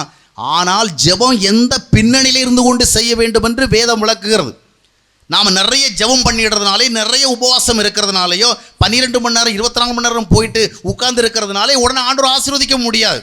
நம்முடைய வாழ்க்கை தேவ சித்தம் செய்வதற்கு ஏதுவாக மாறிக்கொண்டிருக்கிறதா, எவ்வளோ ஜெபம் பண்ணுகிறோம் என்பதல்ல, எவ்வளோ காணிக்கை கொடுக்குறோம் என்பதல்ல, எத்தனை மிஷினரிகளை தாங்குகிறோம் என்பதல்ல, கோயிலுக்கு என்ன பண்ணியிருக்கிறோம், கொடிமரம் வச்சிருக்கிறோமா, இல்லை மணிக்கூண்டு வச்சிருக்கிறோமா, தூண் நட்டிருக்குமா, அதுவல்ல. ஆண்டவருடைய சித்தம் நம்முடைய வாழ்க்கையில் எந்த அளவுக்கு நிறைவேறுகிறது, அதனுடைய அடிப்படையில் தான் ஆசீர்வாதங்கள் வரும். எனவே நம்முடைய ஆவிக்குரிய வாழ்க்கையினுடைய பிரதான நோக்கம் என்னவென்று சொன்னால், இந்த ஆவிக்குரிய வாழ்க்கையில் தேவ சித்தம் செய்கிற பலமுடையவளாக மாறணும். இன்றைக்கு நாம் ஆண்டவரே நான் இவ்வளவு தேவ சித்தம் செய்கிறேனே, நான் என் பகைவர்களை எல்லாம் மன்னிக்கிறேன், எல்லாருக்கும் நல்லதே செய்கிறேன், என்னை வெறுக்கிறவர்களையும் நான் நேசிக்கிறேன், எதுக்கும் நான் தாழ்ந்து போகிறேன், பொறுத்து போகிறேன், விட்டு கொடுக்கிறேன், சாந்தமாக இருக்கிறேன், இருதயத்தில் தூய்மையாக இருக்கிறேன், இவ்வளவுலாம் இருந்து என்னை ஆசீர்வதிக்கவில்லையே என்று கேட்டால் அதில் ஒரு நியாயம் இருக்குது. ஆனால் நம்ம கிறிஸ்தவங்கெல்லாம் எப்போவுமே கேட்குறது என்ன, இவ்வளவு ஜெபம் பண்ணி பார்த்தாச்சு பிரதர், எவ்வளவோ நான் இரவும் பகலமாக ஜெபிச்சு பார்த்துட்டேன், எவ்வளவோ உபவாசம் இருந்து பார்த்துட்டேன், முடியலை பிரதர், ஆண்டவர் கேட்கவே மாட்டேங்கிறார். அதிகமான ஜெபங்களும் அதிகமான உபவாசங்களும் மட்டும் தேவனை அசைக்கவே அசைக்காது. ஆண்டவர் விரும்புகிற விதமான ஒரு வாழ்க்கை பகுதிக்கு நாம் வருகிற வரையிலும் நம்முடைய ஜெபங்களும் உபவாசங்களும் வீணாகுமே என்று, நமக்காக ஊழியர்கள் ஜெபிக்கிற ஜெபங்களும் நமக்கு உண்மையான பிரயோஜனங்களை கொண்டு வராமல் போகுமே என்று உண்மையான ஆசீர்வாதங்கள் வராது. அதை நாம் புரிந்து கொள்ள வேண்டும். ஆவிக்குரிய வாழ்க்கை எதற்காக? தேவ சித்தத்தை நம்முடைய வாழ்க்கையில் செய்வதற்காக. மூன்றாவதாக ஆவிக்குரிய வாழ்க்கை தேவன் எதற்காக கொடுத்தார்? நன்றாக கவனியுங்கள்.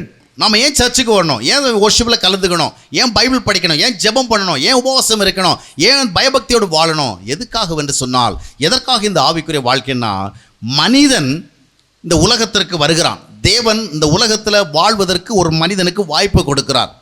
ஆனால் மனிதனுக்கு வாய்ப்பு கொடுக்கிற தேவன் அந்த மனிதனுக்குள் எப்படிப்பட்ட இருதயம் இருக்கிறதை பார்க்கிறார்?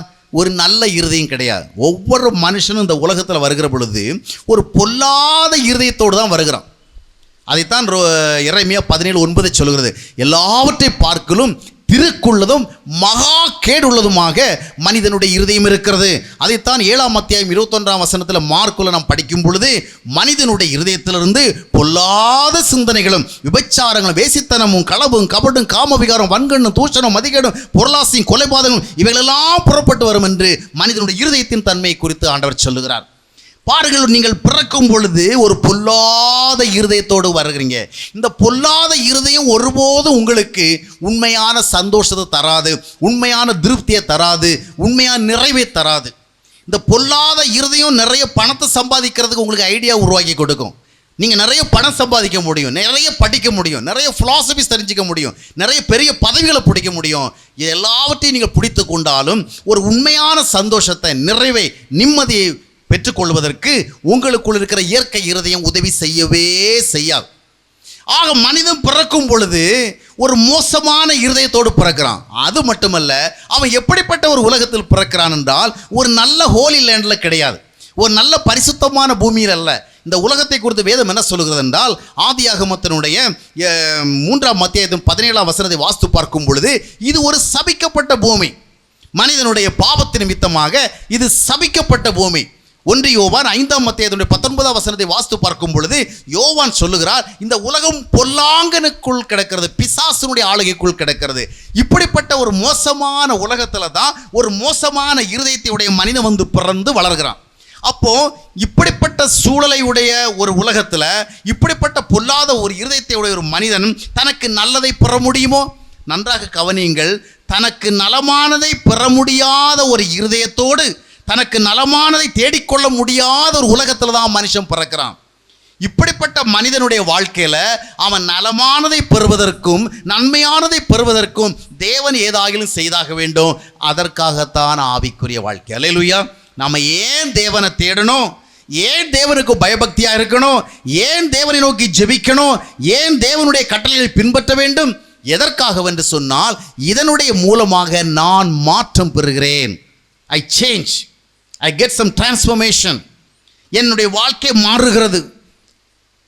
எசேக்கியேல் தீர்க்கதரிசி மூலமா தேவன் சொன்னார் 36 மத்தேயு 26 நான் உங்களுக்கு ஒரு புதிய இருதயத்தை கொடுப்பேன். கல்லான அந்த மோசமான இருதயத்தை உங்களை விட்டு ரிமூவ் பண்ணிட்டு நான் உங்களுக்கு ஒரு நியூ ஹார்ட், ஒரு புதிய இருதயத்தை கொடுப்பேன் என்று வாக்களித்தார்.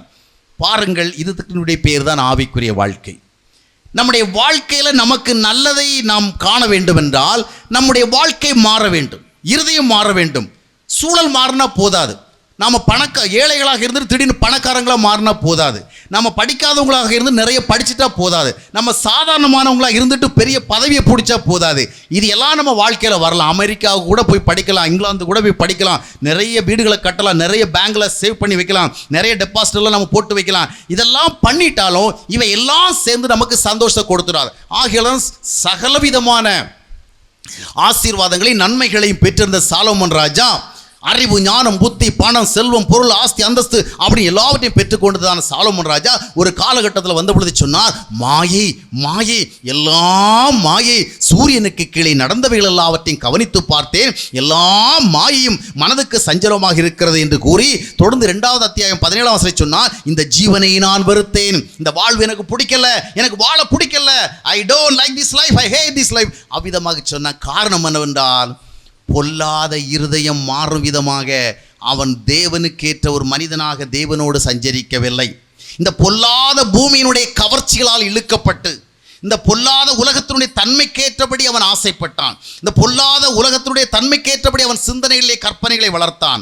இந்த பொல்லாத உலகத்துக்கேற்றபடி ஆசைகளை வளர்த்தான். அதனுடைய விளைவாக 1000 பெண்களை திருமணம் பண்ணினான். அதனுடைய விளைவாக பொன்னையும் வெள்ளியும் கற்களை போல வாங்கி குவித்தான். ஆடம்பரவாதியாக இருந்தான். எப்பொழுது நன்றாக சாப்பிட வேண்டும், நன்றாக உடுக்க வேண்டும், நன்றாக உடல் ரீதியான இன்பங்களை பெற வேண்டும் என்று அதில் குறியாக இருந்தான். அதனுடைய விளைவாக அவனுடைய வாழ்க்கையில் மாற்றம் நிகழலை. கேரக்டர் சேஞ்ச் ஆகலை, பிஹேவியர்ஸ் சேஞ்ச் ஆகலை, மைண்ட் செட் சேஞ்ச் ஆகலை. ஆகையால் அவன் நிம்மதி உள்ள ஒரு மனிதனாக வேதாகமத்தில் நாம் பார்க்கவில்லை. பாடுகள் பல விதமான சூழலுக்கு மத்தியிலே வாழ்ந்த தாவீது அழகாக சொல்வார். சங்கீதம் 16:11 ஆண்டவரே, உம்முடைய சமூகத்திலே எனக்கு பரிபூர்ணமான ஆனந்தமும் உம்முடைய வலது பக்கத்திலே நித்தியமான பேரின்பம் உண்டு. பலவிதமான துன்பங்களுக்கு மத்தியிலே வாழ்ந்த தாவீது அழகாக சொல்லுவான். சங்கீதம் 4:7 அவர்களுக்கு திராட்சரசமும் தானியமும் பெருகியிருக்கிற காலத்தின் சந்தோஷத்தை பார்க்கலும் தேவனே, நீர் என்னுடைய இருதயத்தில் அதிகமான சந்தோஷத்தை கொடுத்தீர். சமாதானத்தோடு நான் நித்திரை செய்வேன், என்னை சுகமாக தங்க பண்ணுகிறவர் நீரே. அல்லேலூயா. அது தாவீதுடைய அறிக்கை. ஆனால் சகல வசதிகளையும் நல்ல சூழலையும் பெற்றிருந்ததான அந்த சாலோமனுடைய அறிக்கை என்னவென்று சொன்னால், மாயை மாயை, எல்லாம் மாயை. சூரியனுக்கு கீழே நடந்தது எல்லாம் கவனித்த எல்லாம் மாயும் எனக்கு மனதுக்கு சஞ்சலத்தை கொடுக்கிறமா இருக்கிற காரணம் என்றால், மனிதன் மாறாத வரைக்கும், மனநிலை மாறாத வரைக்கும், குணநிலை மாறாத வரைக்கும், சிந்தனைகள் மாறாத வரைக்கும், எண்ணங்கள் மாறாத வரைக்கும், குறிக்கோள்கள் மாறாத வரைக்கும், நினைவலைகள் மாறாத வரைக்கும் அவனுடைய வாழ்க்கையிலே பொருளாதார ரீதியாக, புகழ் ரீதியாக, அந்தஸ்து ரீதியாக எவ்வளவு மலை போல மாற்றங்கள் நிகழ்ந்தாலும் அவற்றின் மூலமாக அவனுடைய உள்ளத்திற்கு உண்மையான திருப்தி வரவே வராது. இந்த மாற்றத்தை ஏற்படுத்துறதுக்கு தான் ஸ்பிரிச்சுவல் லைஃப் கொடுக்கப்பட்டது. அல்லேலூயா. இதற்கு தான் ஸ்பிரிச்சுவல் லைஃப். ஆக 3 காரியங்களை உங்களோட பகிர்ந்து கொண்டு, 1, எதற்காக ஆவிக்குரிய வாழ்க்கை, எதற்காக கிறிஸ்தவ வாழ்க்கை? 1, தேவன் நம்மோடு சம்பந்தப்படத்தக்க விதமாக நம்முடைய வாழ்க்கை ஒரு ஆவிக்குரிய தரம் உள்ளதாக மாறுவதற்காகத்தான் ஆவிக்குரிய வாழ்க்கை. இந்த ஆவிக்குரிய தரம் உள்ளதாக நம்முடைய வாழ்க்கை மாறி இருக்கிறதா? அடிக்கடி நீங்கள் விளம்பரங்களை பார்ப்பீங்க, வேர்ல்டு கிளாஸ், அதான் உலகத்தரம். சில பொருட்களை குறித்து விளம்பரம் செய்கிற பொழுது இது வேர்ல்ட் கிளாஸ் என்று சொன்னால், அதான் எங்கே போனால் இதுக்கு ஒரு நல்ல மதிப்பு உண்டு என்று. ஆனால் நம்மிடத்தில் ஆண்டவருடைய எதிர்பார்ப்பு என்ன? வேர்ல்ட் கிளாஸ் கிடையாது. என்ன கிளாஸ்? Heavenly class. அப்படி தானே?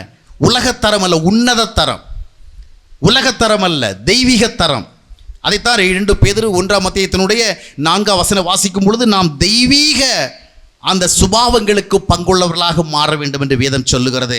ஆகையால் நம்முடைய வாழ்க்கை தேவன் சம்பந்தப்படத்தக்கதான ஒரு உன்னத தரமான வாழ்க்கையாக மாற வேண்டும். இந்த தரமுட வாழ்க்கையாக உங்கள் வாழ்க்கை மாறுகிற பொழுது நிச்சயமாக நீங்கள் ஆசீர்வதிக்கப்படுவீர்கள்.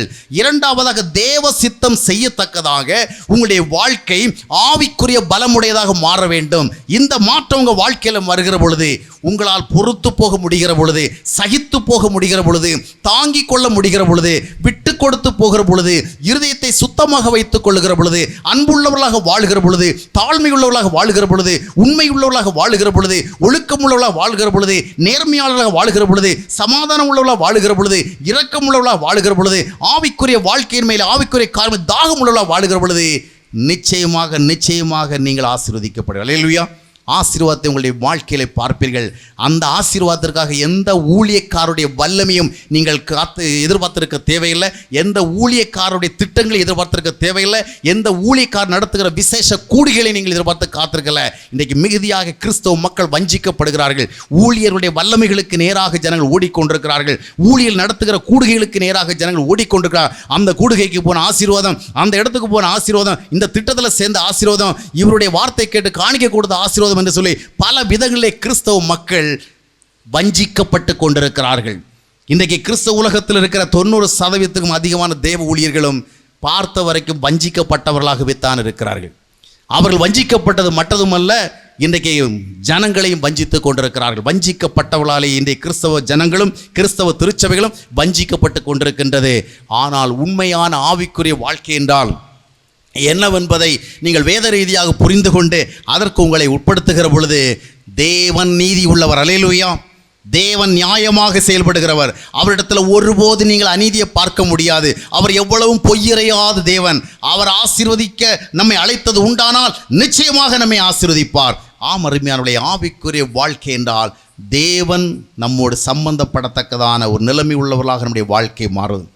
ஆவிக்குரிய வாழ்க்கையில தேவ சித்தம் செய்கிற பலமுறையில் மாறுவது. ஆவிக்குரிய வாழ்க்கை என்றால் நம்முடைய வாழ்க்கையை நமக்கு நல்லதை கொடுக்கத்தக்கதாக நம்முடைய இருதயத்திலே மாற்றம் பெறுவது. நம்முடைய வாழ்க்கை இந்த உலகத்தினுடைய பொல்லாத சூழ்நிலையினாலே பாதிக்கப்படாமல் இருக்கும்படியான ஒரு நல்ல இருதயமுடைய வாழ்வது. இதுதான் ஆவிக்குரிய வாழ்க்கை. இப்படிப்பட்ட ஒரு ஆவிக்குரிய வாழ்க்கையை வாழ்வதற்குத்தான் ஆண்டவர் நம்மை அழைக்கிறார். ஆனால் நாமும் என்ன செய்யணும்? எங்கே போனால் என் பிரச்சனை நீங்கும், எந்த ஊழிய காட்ட போனால் என் பிரச்சனை நீங்கும், யார்கிட்ட சொன்னால் எனக்கு பிரச்சனை நீங்கும், யார் ஜெபிச்சா எனக்கு நல்லது நடக்கும். அருமையானவர்களே, நீங்கள் ஜெபித்து உங்களுக்கு நன்மை கிடைக்கலன்னு சொன்னால் தேவ சமூகத்தில் இருந்து கூட நான் சொல்லுகிறேன், எந்த ஊழியர் மூலமாக உங்களுக்கு நன்மை கிடைத்தாலும் அது நீர்மேல் குமிழி போன்ற ஒரு நன்மை தான். எந்த ஊழியர் மூலமாக, அவருடைய வல்லமை மூலமாக, வரங்கள் மூலமாக உங்களுக்கு நன்மை கிடைத்தால் அந்த நன்மை உங்கள் வாழ்க்கைக்கு போதுமானதே அல்ல. நீங்கள் ஜெபித்து பெற முடியாத நன்மையை எந்த ஊழியரும் ஜெபித்து உங்களுக்கு கொடுக்க முடியாது. நீங்கள் ஆண்டவரிடத்தில் கேட்டு பெற முடியாத ஒரு ஆசீர்வாதத்தை எந்த ஒரு ஊழியக்காரருடைய வல்லமையாலும் நீங்கள் பெற்றுக்கொள்ளவே முடியாது. ஆனால் நாம் ஏமாந்தவர்களாக அங்கே இங்கே ஓடிக்கொண்டிருக்கலாம். அந்த கூட்டத்துக்கு போனால், இந்த கூட்டத்துக்கு போனால், அங்கே போய் ஜெபம் பண்ணால், இங்கே போய் ஜெபம் பண்ணால் நல்லது நடக்கும் என்று நாம் நினைத்து கொண்டிருக்கலாம். ஆனால் உண்மையில் நீங்கள் ஜெபித்து ஆண்டவருடைய ஆசீர்வாதத்தை பெற முடியவில்லை என்றால் உங்களுக்காக உலகம் ஒட்டுமொத்தமாக ஜெபித்தாலும் உண்மையாகவே உங்களுக்கு உண்மையான நன்மை வரவே வராது. அதுதான் உண்மை. ஏன்னா என் வாழ்க்கையை பார்த்து ஆண்டவர் என்ன ஆசீர்வதிக்கலைன்னா, இன்னொருத்தர் எனக்காக எவ்வளவு ஜெபம் பண்ணாலும் அதை கேட்டுவிட்டு அப்படியே என்னை ஆசீர்வதிக்க மாட்டேன். ஏன்னா நான் ஜெபம் பண்ணியும் நான் உபவாசித்தும் எனக்கு ஒரு நன்மை வரலன்னு சொன்னால் ஆண்டவர் என்கிட்ட ஏதோ ஒரு பிரச்சனை இருக்குன்னு பார்த்துருக்கிறார். அவர் என் பக்கத்தில் வர முடியாத ஏதோ ஒரு தடையை பார்க்கிறார். அதனால தான் என்னை ஆசீர்வதிக்க முடியலை. இந்த தடையை எந்த ஊழியக்காரரும் மாற்ற முடியாது. எவ்வளோ வரம்பற்ற ஊழியக்காரரும் மாற்ற முடியாது. இந்த தடை மாறணும்னா நான் மாறணும். அல்லேலூயா. ஆண்டவருக்கு எனக்கும் இடையில என்ன தடை இருக்கு? என் ஜெபம் ஏன் கேட்கப்படலை? என் உபவாசம் ஏன் கேட்கப்படலை? என்னுடைய பக்தியான காரியங்கள் தேவனால் ஏன் பார்க்கப்பட்டு ஆசீர்வாதம் தரவில்லை? நான் சோதித்து பார்க்க வேண்டும். சோதித்து பார்த்தா ஒருபோதும் கடவுளுடைய பக்கத்தில் நம்ம தப்பு கண்டுபிடிக்கிறதுக்கு வாய்ப்பு கிடையவே கிடையாது. நம்ம பக்கத்தில் தப்பு கண்டுபிடிப்போம். அப்போ ஆவிக்குரிய வாழ்க்கை என்றால் என்ன என்பதை கண்டுகொண்டீர்கள். இப்பொழுது ஒரு சின்ன பரீட்சை. நம்ம எவ்வளவோ நேரங்களில் சோர்ந்து காணப்படுகிறோம். நம்முடைய ஆவிக்குரிய வாழ்க்கை நமக்கு ஒரு நன்மை தராததை பார்த்து வேதனைப்படுகிறோம். இப்பொழுது நாம் சற்று சோதித்து பார்ப்போம். இன்றைக்கு ஆவிக்குரியவர்களாக வாழ்கிறோம் என்று எண்ணுகிற நம்முடைய ஆவிக்குரிய வாழ்க்கையை ஆண்டவருடைய சமூகத்தில் வைத்து, ஆண்டவரை இதை பார்த்து என்னை ஆசீர்வதியும் என்று சொல்லத்தக்கதாக இருக்குமா? அப்படி ஆண்டவர் பார்த்து இந்த ஆவிக்குரிய வாழ்க்கையை ஆசீர்வதித்து நம்முடைய இருதயத்தினுடைய வேண்டுதலை, விண்ணப்பங்களை அவர் கேட்க வேண்டும் என்றால், உங்கள் ஆவிக்குரிய வாழ்க்கைக்கு 3 அடையாளம் வேணும். 1, உங்கள் ஆவிக்குரிய வாழ்க்கை, உங்கள் பக்தி வாழ்க்கையை, உங்கள் தேவ பக்தியை ஆண்டவர் பார்க்கும் பொழுது, நீங்கள் தேவனால் பரிசுத்தமாக்கப்பட்டவர்களாக தேவன் பார்க்க முடியுமா? Have you been sanctified by God? ஏன்னா 1 Corinthians 1:2 என்ன சொல்கிறதுனால், நாம் எதற்காக அழைக்கப்பட்டோம்? பரிசுத்தமாக்கப்பட்டவர்களாகவும் பரிசுத்தவான்களாகவும் வாழ்வதற்கு தான் அழைக்கப்பட்டிருக்கோம். அப்படின்னா ஒருவருடைய தேவபக்தி வாழ்க்கையில் ஒரு முக்கியமான அடையாளம் இருக்கணும். நாம் பரிசுத்தமாக்கப்பட்டிருக்கிறோம். அப்படின்னு என்ன அர்த்தம்? நாம் தேவனாலே பரிசுத்தவான்களாக மாற்றப்பட்டிருக்கிறோம். அது எப்பொழுது நிகழ்கிறது? நாம் எப்பொழுது நம்மை பாவிகள் என்று அறிந்து, நம்முடைய எந்த விதமான பெரிய பக்தியை கொண்டும் தேவனுக்கு முன்பாக நம்ம பரிசுத்தமாக நிற்க முடியாது என்பதை உணர்ந்து, நம்முடைய பாவங்களை அறிக்கையிட்டு ஆண்டவராக இயேசு கிறிஸ்துவை நமக்குள்ள பெற்றுக்கொள்ளுகிற பொழுது நாம் பரிசுத்த ஆவியின் மூலமாக பரிசுத்தமாக்கப்படுகிறோம். ஆண்டவராக இயேசு கிறிஸ்துவின் இரத்தத்தினாலே கழுவப்பட்டு நாம் பரிசுத்தமாக்கப்படுகிறோம். இன்றைக்கு உங்களுடைய வாழ்க்கையை பார்க்கும் பொழுது ஆண்டவர் இது பரிசுத்தமாக்கப்பட்ட ஒரு வாழ்க்கை என்று சொல்ல முடியுமா? நல்லா கவனிங்க. உங்களுடைய வாழ்க்கையில் ஜெபம் இருக்கிற உண்மைதான், உபவாசம் இருக்கிற உண்மைதான், பக்தி இருக்கிற உண்மைதான், காணிக்கை கொடுக்கிற தாராளம் இருப்பதெல்லாம் உண்மைதான், நீங்கள் தேவனை விசுவாசிப்பது உண்மைதான். ஆனால் உங்கள் வாழ்க்கையை ஆண்டவர் பார்க்கும் பொழுது இது ஒரு பரிசுத்தமாக்கப்பட்ட அடையாளத்தை கொண்ட வாழ்க்கை என்று கூற இயலுமா? அப்படி கூற இயலவில்லை என்றால், எவ்வளவுதான் பக்தியாக பல காரியங்களை செய்தாலும் அந்த பக்திக்கு பலன் கிடைக்காது. முதலாவது நாம் என்ன செய்ய வேண்டும்? பரிசுத்தமாக்கப்பட்டவர்களாக வாழ வேண்டும். ரட்சிப்பின் அனுபவம், மனம் திரும்பின அனுபவம். எத்தனை ஆண்டுகள் நீங்கள் ஆலயங்களுக்கு வந்து போய் ஆராதனை செய்தாலும், எவ்வளவு ஆண்டவருக்காக செய்தாலும் அது ஒருபோதும் உங்களை பரிசுத்தமாக்காது. அது ஒருபோதும் உங்களுக்கு தேவநீதியை பெற்றுக் கொடுக்காது. ஒன்றே ஒன்று, நான் பாவிதான். அடிக்கடி பாடுவோம் இல்லையா? நான் ஒரு பாவி அப்படின்னு உணர்ந்து ஆண்டவர்கிட்ட மனம் திரும்புகிற பொழுது ஆண்டவர் நம்மை பரிசுத்தமாக்குகிறார். எவ்வளவு பாவம் இருந்தாலும் சரி, எவ்வளவு அக்கிரமம் இருந்தாலும் சரி, எவ்வளவு பாவ பழக்கம் இருந்தாலும் சரி, ஆண்டவர் நம்மை அங்கீகரிக்கிறார், ஆசீர்வதிக்கிறார். அல்லேலூயா. இந்த பரிசுத்தமாக்கப்பட்ட அடையாளம் உங்கள் வாழ்க்கையில் இருந்தால் நிச்சயம் தேவன் உங்களை ஆசீர்வதி தான் ஆகணும். உங்கள் கண்ணீரை துடைத்து தான் ஆகணும். உங்களுடைய பிரச்சனைகள் உங்களை விடுதலையாக்கித்தான் ஆகணும்.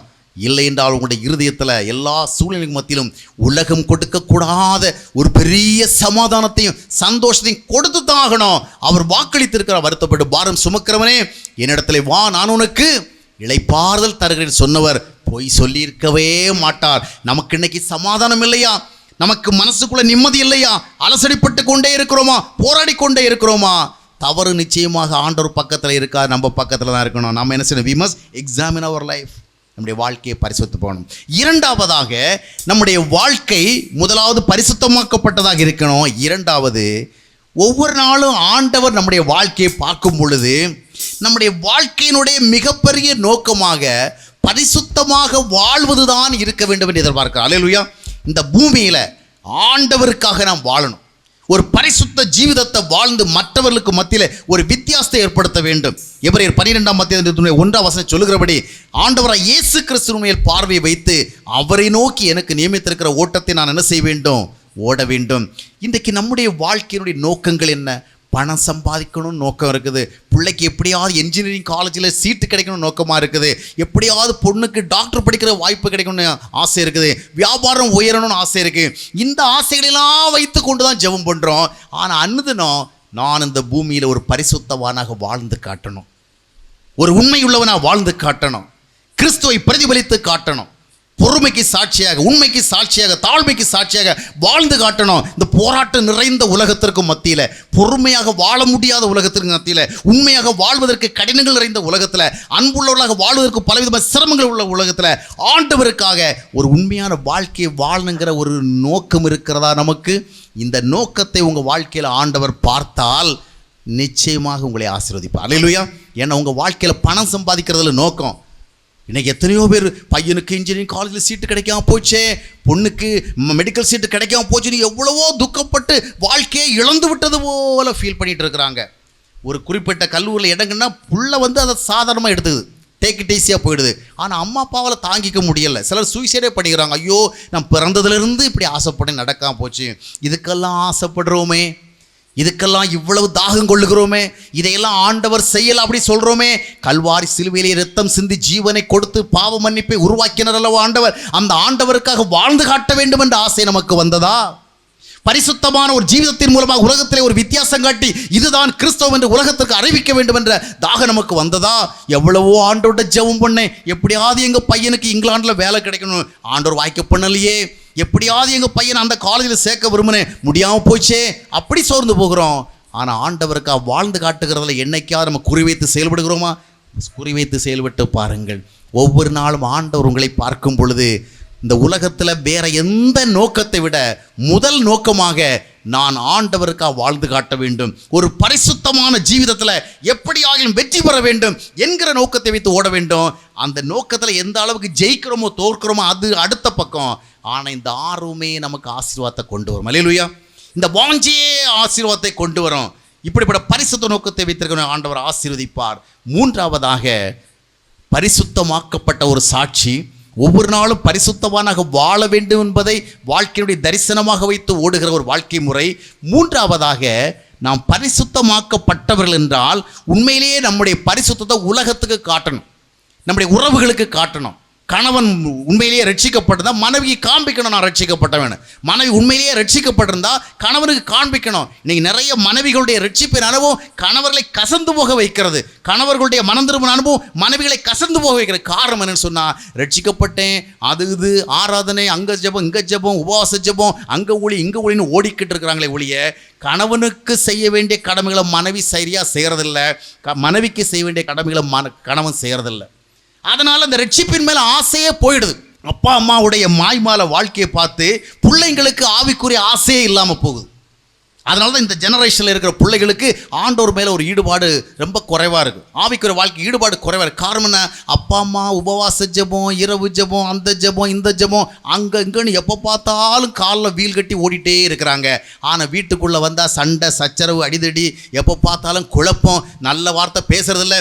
சர்ச்சில் போய் 2 மணி நேரம் ஆராதனை பண்ணிவிட்டு 4 மணி நேரம் சபையில் நடந்த அரசியலெல்லாம் வீட்டில் உட்காந்து பேசினாங்க. அவன் அப்படி இவன் எப்படி, அவங்க அப்படி பாடினாங்க இப்படி பாடினாங்க அப்படின்னு ஒரே விமர்சனம். பிள்ளைங்க எங்கே உருப்படுவாங்க? திருச்சபையில் உட்கார்ந்து இருக்கிறது 1.5 மணி நேரம். ஆனால் திருச்சபை சம்பந்தமான விஷயங்களை வீட்டில் போய் பேசுறது 4 மணி நேரம். சந்திக்கிற இடமெல்லாம் இதான் டாக்.